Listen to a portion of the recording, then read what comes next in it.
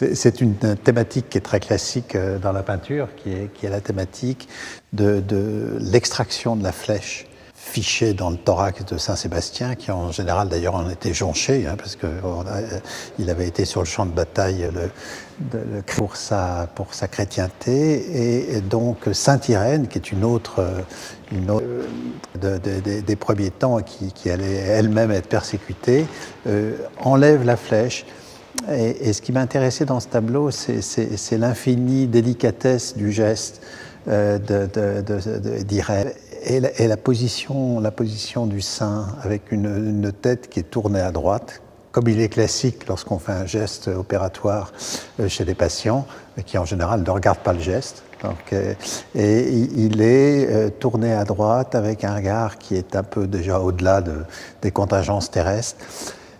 Et au-dessus de lui, au-dessus de son épaule gauche, celui qui observe avec le turban, qui observe le geste très très délicat d'Irène.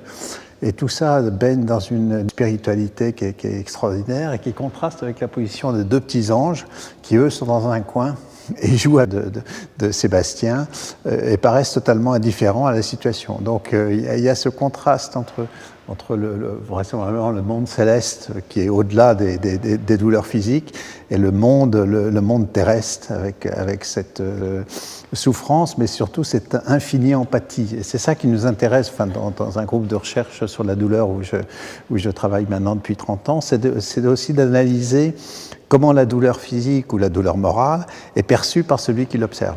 Et comment il y a une forme de contagiosité de la douleur, ce qu'on appelle le phénomène d'empathie. Et je trouve que dans ce tableau, on voit très bien ces échanges empathiques entre celui qui a quand même la flèche fichée dans le thorax et les deux observateurs qui sont derrière, avec cette douceur infinie qu'on aimerait trouver chez toutes les infirmières d'Irène faisant l'extraction de la flèche. Donc voilà un tableau qui, avant l'heure des études actuelles sur l'empathie, qui s'étudie en imagerie cérébrale, on a fait des tas de travaux là-dessus. Qu'est-ce qui se passe dans votre cerveau quand vous regardez quelqu'un qui souffre?